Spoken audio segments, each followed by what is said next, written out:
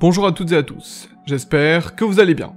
Aujourd'hui, dans 5 minutes pour découvrir, nous allons parler de la bande dessinée Blacksad. Top chrono.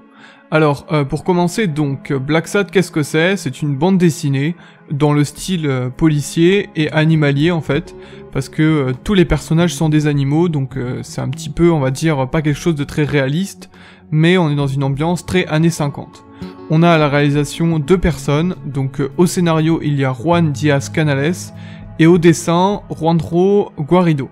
Alors je sais pas si je prononce très bien, c'est deux, on va dire, dessinateurs et puis scénaristes espagnols, et dont Juan Guarido qui a travaillé à Disney, donc qui a une réputation, on va dire, dans le milieu du dessin en général finalement, puisque voilà, il sait, on va dire, incarner, il sait dessiner les animaux, il sait leur donner de la vie en fait. Et ici, c'est extrêmement... vraiment, cette BD sort, je trouve, du lot sous certains aspects. Elle est d'ailleurs considérée comme une des meilleures ayant été sorties à l'heure actuelle dans le monde de la bande dessinée. Parce que, tout d'abord, elle apporte un style vraiment particulier. Et c'est pour ça qu'énormément de gens l'apprécient, c'est qu'elle a un style très années 50. D'ailleurs, elle se passe dans les années 50. C'est un monde un petit peu, on va dire, parallèle où chaque être humain est remplacé par un animal.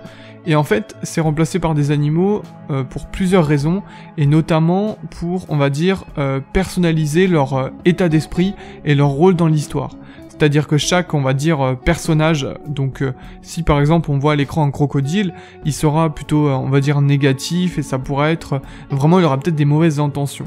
Et le héros principal, c'est John Blacksad, donc, qui donne le nom d'ailleurs à la BD qui s'appelle Blacksad, et c'est un chat noir, entièrement noir, juste avec le bout du museau blanc.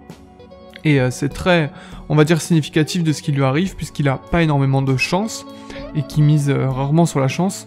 Il est très fin, très, on va dire, perspicace dans ses analyses, et c'est ce qui fait toute sa richesse, et toute la profondeur de son personnage, c'est que c'est un... Donc on est sur un style plutôt polar, thriller, policier, comme je disais au début, et il mène des enquêtes, donc il a un style très à lui. Il aime bien vraiment recouper les différents indices, et il va vraiment au fond des choses à chaque fois. Il se confronte à des... Il en vient même à se battre, etc. Et c'est vraiment quelqu'un d'attachant qu'on a envie de découvrir finalement tout au long de l'histoire, toute sa personnalité, etc. Alors au total, actuellement, il y a 5, on va dire, albums qui ont été sortis. Et le premier pose très bien les bases, le premier est un des meilleurs d'ailleurs, mais ils sont tous incroyables, parce que, comme je disais précédemment, il y a un style vraiment graphique, le dessin prend énormément de place dans l'œuvre, et le dessin est très mis en avant, parce que c'est un dessin extrêmement millimétré, très beau, riche en couleurs, riche en perspectives, en créativité finalement, et c'est extrêmement bien fait. Il y a vraiment un souci du détail incroyable, et il fait ça d'ailleurs, je crois, sur des grandes planches, ce qui donne vraiment un sentiment justement de grandeur dans ce qu'il fait, et une richesse des détails qui n'est pas très égalée. Par exemple, si on compare à d'autres BD très rapidement comme Tintin, c'est un style un petit peu plus simple, bien plus simpliste, avec qu'il laisse vraiment plus place au scénario et au déroulé de l'histoire.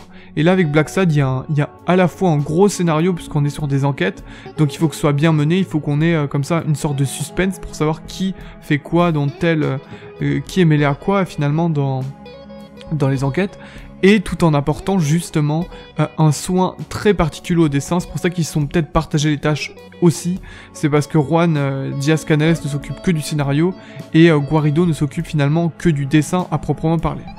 Alors il faut dire quelque chose aussi, c'est que la bande dessinée en général, celle-ci a un rôle d'animaux anthropomorphes. C'est un petit peu anthropomorphique dans la structure, c'est-à-dire que justement ça nous apporte un regard sur finalement c'est une réflexion aussi sur l'être humain, mais avec comme ça l'image reflétée des animaux, et c'est ce qui donne vraiment tout le charme à la BD.